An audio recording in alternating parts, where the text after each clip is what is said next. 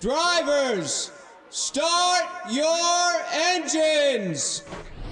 Hello and welcome to, as you can see out of my window, the most scenic racetrack on NR2003. We just fired the engines for a 2005 Nextel Cup Series race at the Pikes Peak International Raceway. The specific mod is Pikes Peak 2K. And so as we do in this series on random races, we just combine random tracks and random cars and car sets. I just wanted to do something with the 2005 Nextel Cup cars, because I like the paint schemes there. And just look at this. I mean, I sadly don't have free cam to get... I couldn't get that to work. So I just would have loved to give you some more scenic shots here, but I hope that the camera angles you're going to see throughout the race and from my in-car is going to be enough eye candy for you. 50 laps, one-stop race. Green flag is out. We are racing as Dale Earnhardt Jr., as you could have seen in the thumbnail. I don't know. I just think that Dale Jr. on the thumbnail is always good for clicks, isn't it? From dead last on the grid, we had Kenny Wallace and Michael Waltrip Chevrolet there. Up ahead, the 00, the Aaron Stream machine. And I mean, just look at this. This is just, it's amazing. I've watched GP Laps' video on the NASCAR Racing 3 version in the truck series he's done just a couple of days ago. And just right after I watched this video, I've just hopped on to this track again and just instantly remembered why I love it so much. It's just amazing. It is the most beautiful racetrack in NR2003, just for the backdrop and all. It just looks great with every car set and every type of car you race around here. It just looks great. You could spend hours in here, and it just for me personally, it's probably the most immersive racetrack on the game, because obviously this game is 21 years old. It's going to turn 22 years old just a couple of months. But this is as good as it gets, and the other tracks, their backgrounds, especially if they're like in a good-looking location, especially on the road courses like Watkins Glen, Road America, Sears Point, all those, they're quite, you know, it's an old game. What do you expect? But if only every track could have a backdrop like this. Hot ziggity. This is going to be the Red Dead Redemption 2 of racing games, isn't it? It's probably not going to be, but you know. Now behind Bill Elliott in the Stanley Dodge. Got a couple of big name drivers back here. Mark Martin's back here with Bob Labonte. You can see the 18 car. Martin Truex, the Busch champ, in the 1 car, the red Bass Pro Shops Chevrolet. Also out here, showing the inside of the Johnny Sauter or Mike Wallace. Actually, no, it's actually Johnny Sauter in the 09. Mike Wallace is running the 4 car this season. Not really making any progress so far. Take it a little easy here. To the inside of Martin in his what was supposed to be his final year with Roush Racing and his final year doing full-time Cup Series racing in general. There's John Andretti in the 14 car, the PPC Motorsports short-lived Cup entry. But a good-looking paint scheme though. Wish they could have done the whole season. I think they could have done moderately well.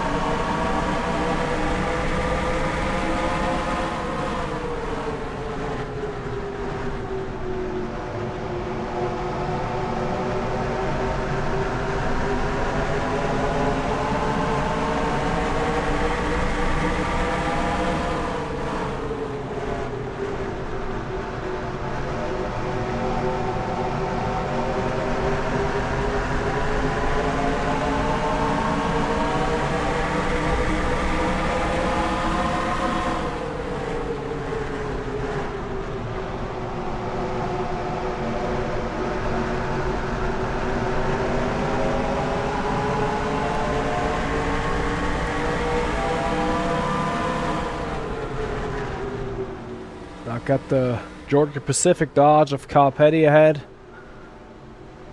And the Energizer, Target, Fujifilm, 11 million different sponsors on Casey Mears' car there. First year for Jack Daniels as a sponsor in NASCAR. On Dave Blaney's 07 up there.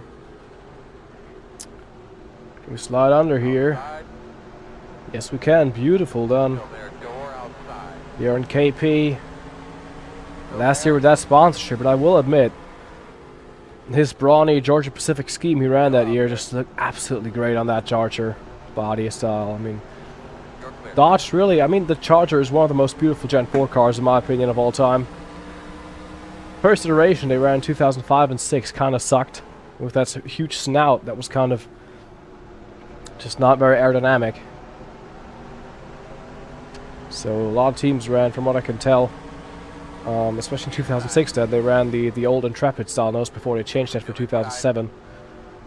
Oh, look at the run we have around the outside. You can see a lot of Dodges in the field in general.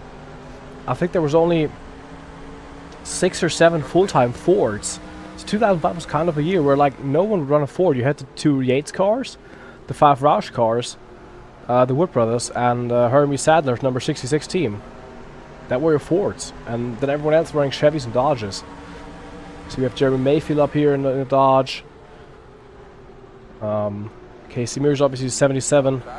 Travis Quapple. Got a couple of Fords there. Elliott Sadler in the M&M's car, and Ricky Rudd in the Motorcraft machine. Up here on there's going to be Bobby Labonte. No, that's Jeff Green still in 2005 in that car. Bobby drove that car in 2006, 7, and 8. On my inside here. Also a really good looking car. I mean, the Petties, they didn't really cook out on track, but they had a lot of good looking paint schemes. Like, real good looking race cars.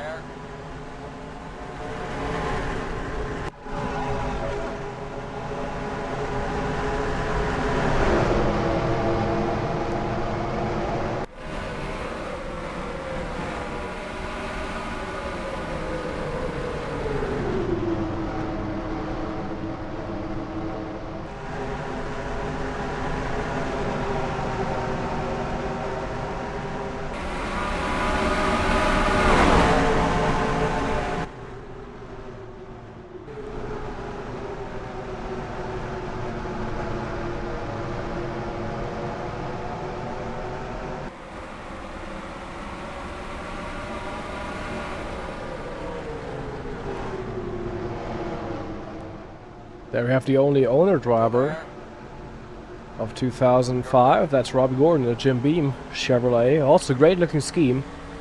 Again, as did the Petties, Gordon didn't cook on the racetrack, but he had some sure fine looking schemes. That wasn't the correct English, I think it was. But I'm still a bit sick. That's why I'm doing some lighthearted fun, some lighthearted racing, I guess. Just some riding around, looking at the beautiful Rocky Mountains in the distance. Here in Colorado.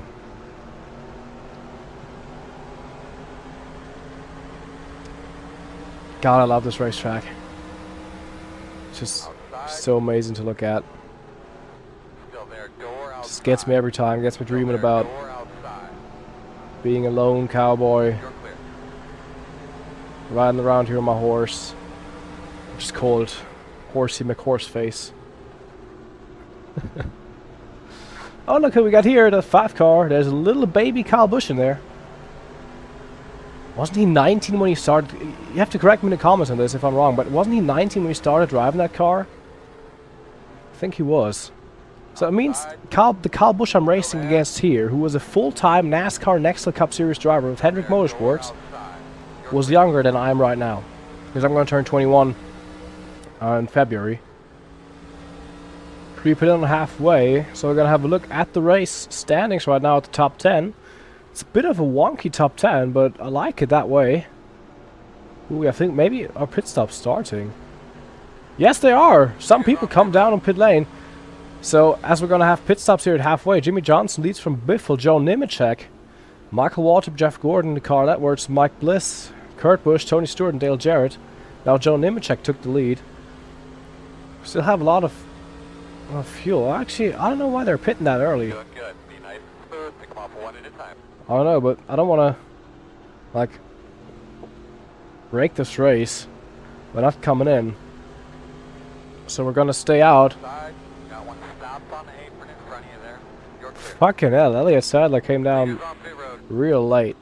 Gonna go around one more time following Jeff Burton there in the 31 car. First year for him in that ride. And we're gonna come down pit lane. As we're gonna come into pit lane on halfway. Right now we're in third. No caution so far.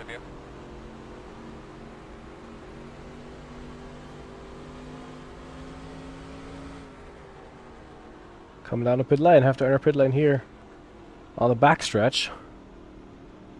Just going to bring it down to the last pit stop to the Budweiser DEI crew, not led by Tony Ura Jr. in 2005, which was one of the reasons why Dale Jr. sucked that year massively. It was Michael Waltrip's old crew, and they did like crew switcheroo, and then they switched around again throughout the season. It was kind of a whole mess.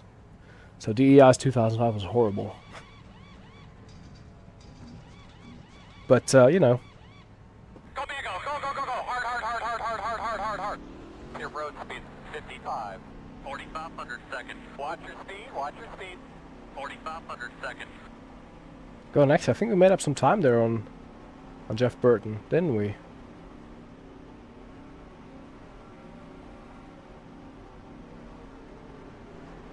Dig, buddy.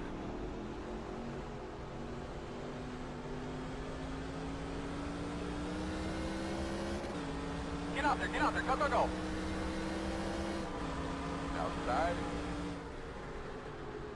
Still there. In and out. Inside. Whew. Almost lost the car here. With cold tires. I think we actually gained a couple. No, we didn't. We're now 24th, and we came in before the pit stops. We were around 24th, 25th, so we didn't lose a spot. I think we didn't. Still battling Mark Martin in the 6th car.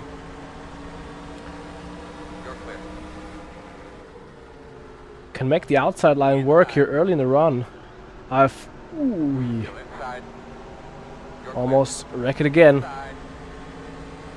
But that's where I realized around, across the first run and now the second here, you can make the outside line work early in the run, and then just later it just drops off, but not now.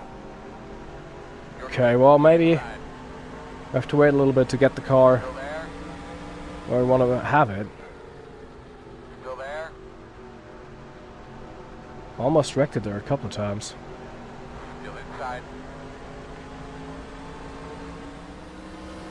19 laps to go now, and so far now I think just a couple laps moved from the pit stop. Now the car's coming in where I wanted to have it.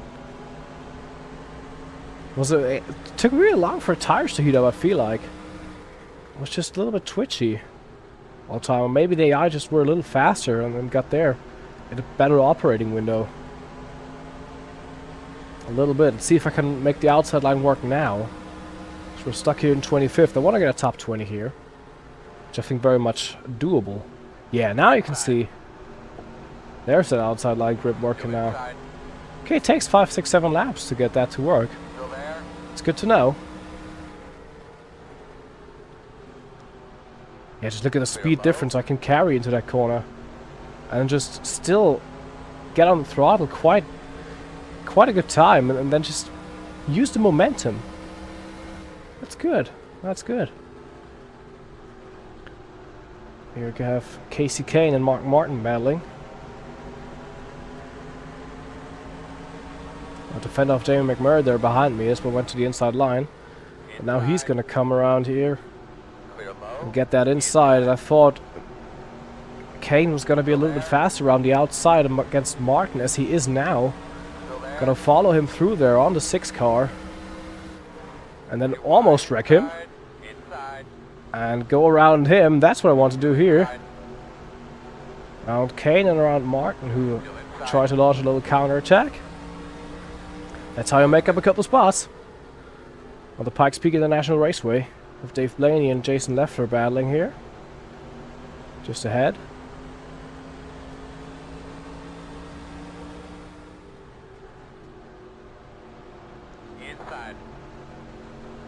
Oh, Jason Lefferts gonna get passed around the inside and maybe around the outside as well in one lap. Well, not quite, but he is. Now lost 2 spots, and now we go around the 07 of Dave Blaney. Get Blaney's teammate, 31, Jason. No, not Jason Burton, Jeff Burton ahead. Talking nonsense here as I'm trying to battle, trying to not wreck the car. And now we made a couple of spots here, and that's the 20th, that's the top 20. 13 laps to go, and I'm wondering, do some folks come in again, or are they sensible enough to know that their pit stop window would be right around 2-3 laps to go? We don't know.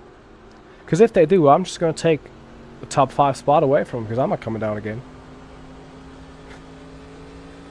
I hope the AI is sensible enough to do that. I'm running 20% race distance, so 50 laps, and 3 times on tire wear and fuel use.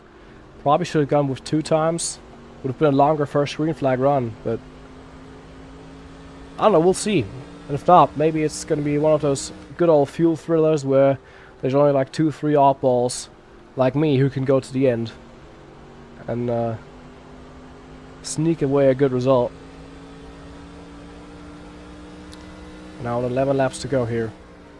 Closing in on a couple of good drivers who do not have the best day. Kyle Busch, Matt Kenseth, and Jeff Burton.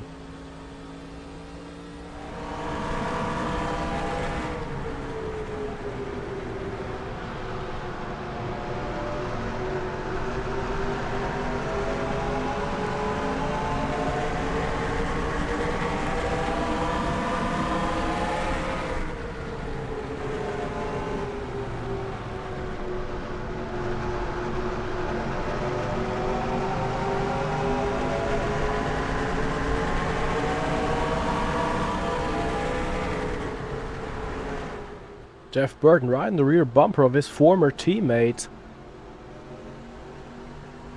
And I tried to get around, but they were quite quick on the acceleration there on the inside line. See, can we do this? Inside. Yes, we can. Was he pushing Jeff Burton there a little bit to the inside?